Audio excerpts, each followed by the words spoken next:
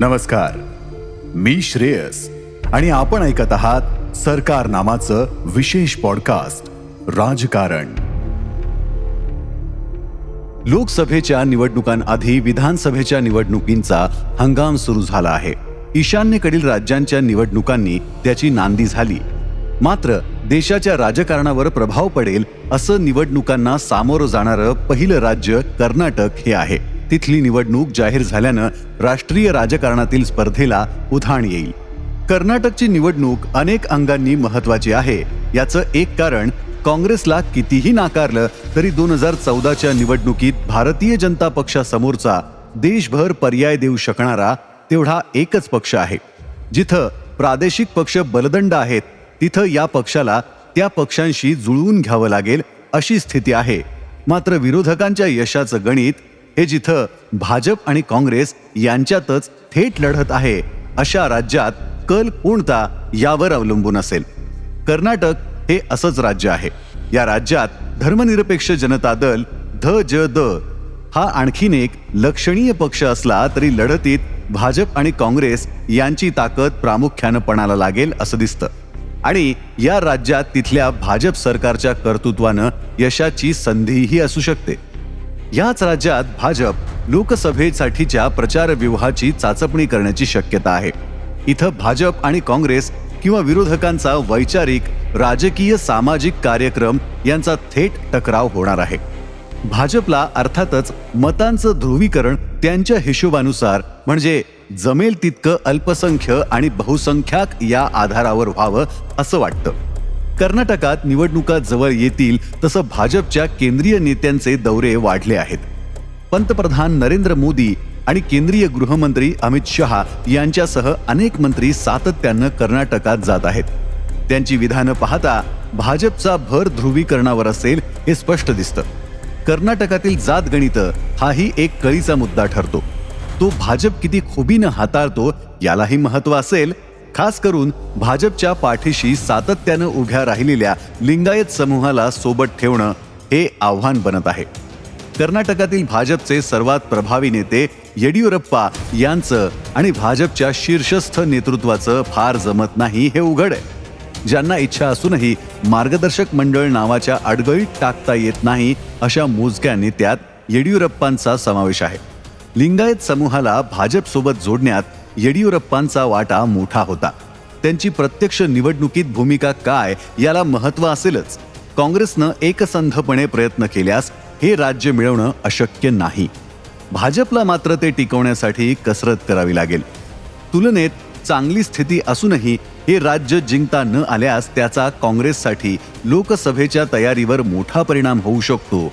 तसंच कर्नाटकापाठोपाठ निवडणुका होऊ घातलेल्या राजस्थान, मध्य प्रदेश या राज्यातही पक्षाच्या आत्मविश्वासावर त्याचा परिणाम होईल. कर्नाटकातील 224 जागांसाठी निवडणूक आयोगानं निवडणुका जाहीर केल्या. या राज्यात भाजपचं सरकार आहे. मात्र मागच्या निवडणुकीत भाजपला बहुमत मिळालं नव्हतं. कौल कुणालाही मिळो, सरकार आमचंच आणू या अट्टाहासातून पक्षांतरबंदी कायद्यातील पळवाटांचा राजमार्ग बनवण्याचा जो उद्योग भाजपनं केला त्यातलं कर्नाटक हे उत्तम उदाहरण होतं. सन 2018च्या निवडणुकीत काँग्रेस आणि जनता दल धर्मनिरपेक्ष यांची आघाडी कर्नाटकात सत्तेत आली होती.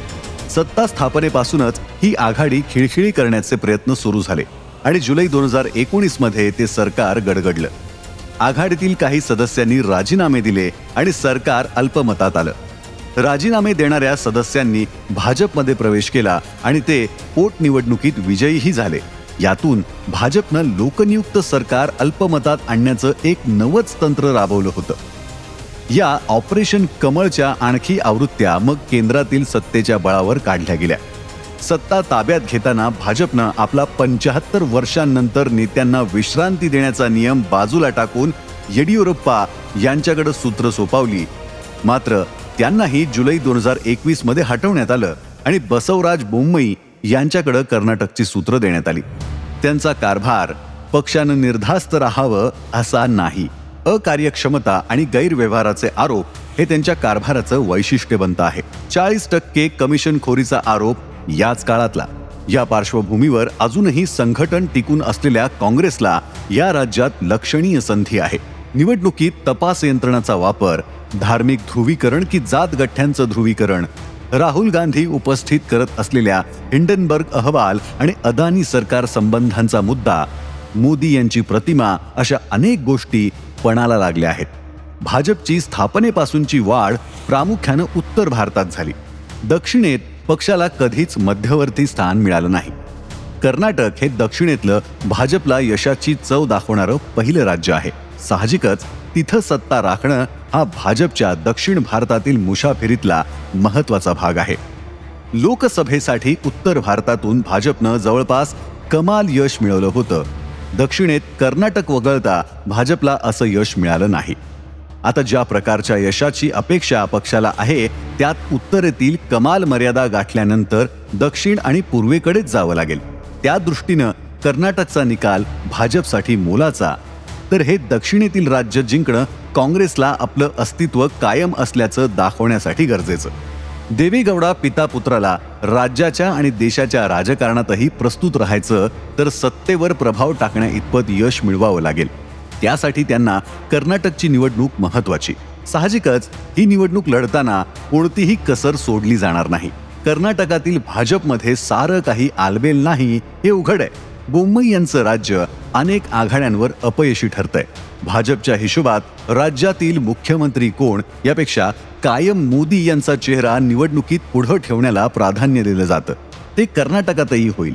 मात्र तिथली लढाई सोपी नाही याची जाणीव असल्यानं नेहमीचा धार्मिक भावनांना हात घालायचा खेळ सुरू झाला आहे. कर्नाटकात लागू असलेल्या मुस्लिम ओबीसींचं आरक्षण रद्द करण्याचा निर्णय याच दृष्टिकोनातून पाहिला जातो.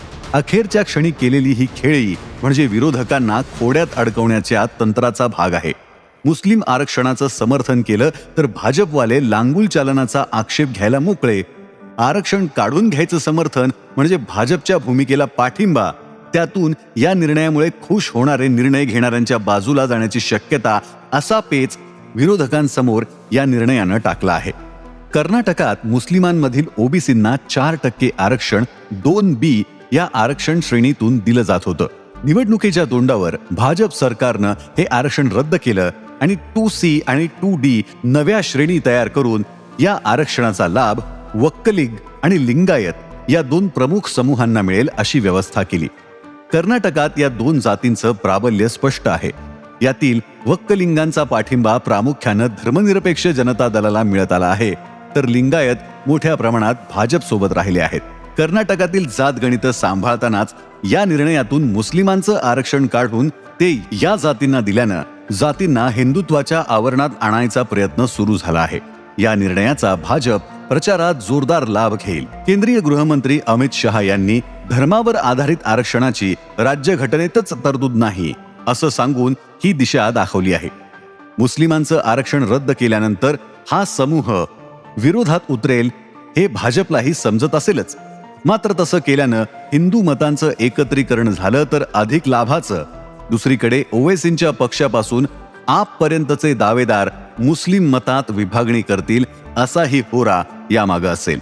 अर्थात हे झालं सरळ गणित. मतांच्या राजकारणाचे हिशोब इतके सरळ असतातच असं नाही. याचं कारण प्रचारनीतीतला महत्वाचा भाग म्हणून आरक्षणाचा निर्णय झाला तरी त्यावर आक्षेप असलेले निरनिराळे समूह पाहता हा निर्णय भाजपला हवं तसं ध्रुवीकरण करेलच अशी खात्री नाही. अनुसूचित जातींमधील आरक्षणाची फेरवाटणी बंजारा समूहाला नाराज करणारी आहे. या समाजातून येडियुरप्पांच्या घरावर आंदोलन झालं. येडियुरप्पा हेच लिंगायतांचे नेते आहेत.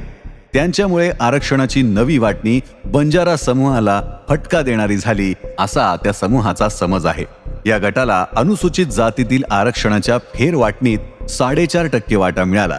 मात्र पूर्वी तो अनुसूचित जातीतील एकूण 15% मिळत असे आणि अनुसूचितांमधील हा गट सर्वाधिक पुढारलेला असल्यानं त्यांना संधी अधिक मिळण्याची शक्यता होती. बंजारा यासाठी नाराज आहेत. लिंगायतांमधील एक समूह आरक्षणाच्या निर्णयावर समाधानी नाही. याचं कारण त्यांना 2A या गटातून आरक्षण हवं होतं. या गटात 15% आरक्षण आहे. ती मागणी मान्य झाली नाही. आरक्षणाचा परीघ वाढवत राजकीय गणित साधण्याचा देशातील काळ सरतो आहे. जातनिहाय आरक्षण काही नवं करायचं तर प्रत्येक समूहाला आपल्या वाट्याला अधिकच आलं पाहिजे असं वाटतं. कोणत्याही फेरवाटपात एकूण वाटा बदलत नसल्यानं कुणाला तरी डावललं असं वाटत राहणार. ही स्पर्धा आता नव्या वाटणीतील राजकीय लाभांश संपवणारी ठरते आहे.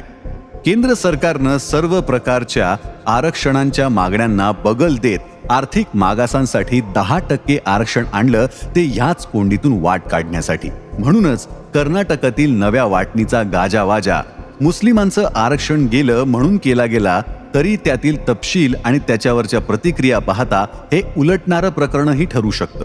कर्नाटकच्या राजकारणात बहुसंख्य अल्पसंख्य असं ध्रुवीकरण आणण्याचा भाजपचा प्रयत्न खूप जुना आहे. मात्र या राज्यातील जातगणित या प्रयत्नांच्या आड येतात. ईदगाह मैदानाच्या वादापासून म्हणजे 1990च्या दशकापासून मताधारासाठी ध्रुवीकरणाचं हे तंत्र अवलंबलं जात आहे. मात्र त्यातून एका मर्यादेपलीकडे यश मिळत नाही. कर्नाटक हे भाजपनं जिंकलेलं पहिलं आणि एकमेव दक्षिणी राज्य आहे. मात्र विधानसभेच्या कोणत्याही निवडणुकीत भाजपला तिथं बहुमत मिळालेलं नाही. भाजपचा मताधार प्रामुख्यानं लिंगायत समूहातून येणार आहे. तर देवेगौडा पिता पुत्राचं राजकारणातलं प्रस्थ वक्कलिक समाजातील प्रभावावर अवलंबून आहे. त्यांच्या पक्षाला कधीच 20% वर मतं मिळत नाहीत. जागाही 40च्या वर जात नाहीत. तरीही HD कुमारस्वामी हे 2 वेळा मुख्यमंत्री झाले. याचं कारण कर्नाटकातील राजकीय अवकाश ज्या रीतीनं वाटला गेला आहे त्यात शोधता येतं. काँग्रेसला प्रचंड बहुमत असताना तत्कालीन मुख्यमंत्री वीरेंद्र पाटील यांचा राजीव गांधी यांनी तडकाफडकी राजीनामा घेतल्यापासून काँग्रेसला मतदान करणारा लिंगायत समूह दुरावला. तो भाजपकडे गेला. तोवर भाजपचं कर्नाटकातलं स्थान तोळामासाच होतं. हाच पुढं भाजपचा मुख्य आधार बनला. तर त्यानंतर काँग्रेसनं ज्याला अहिंद म्हटलं जातं असं लिंगायत वक्कलिक वगळून मतांचं लक्षणीय समीकरण उभं केलं, जे गुजरातमधील खामच्या धर्तीवर आहे. या आधारावर काँग्रेसला सातत्यानं सुमारे 35% वर मतं मिळत आली आहेत. काँग्रेसचे नेते सिद्धरामय्या हे याच समूहातून येतात. भाजपला येडियुरप्पा दुरावल्यानंतरची घसरण वगळता 30% वर मतं मिळत आली आहेत. धर्मनिरपेक्ष जनता दलाचं वर्चस्व असलेल्या भागातही मुकाबला काँग्रेसच्या विरोधात होतो आणि भाजपचं वर्चस्व असलेल्या भागातही मुकाबला काँग्रेसच्या विरोधातच होतो.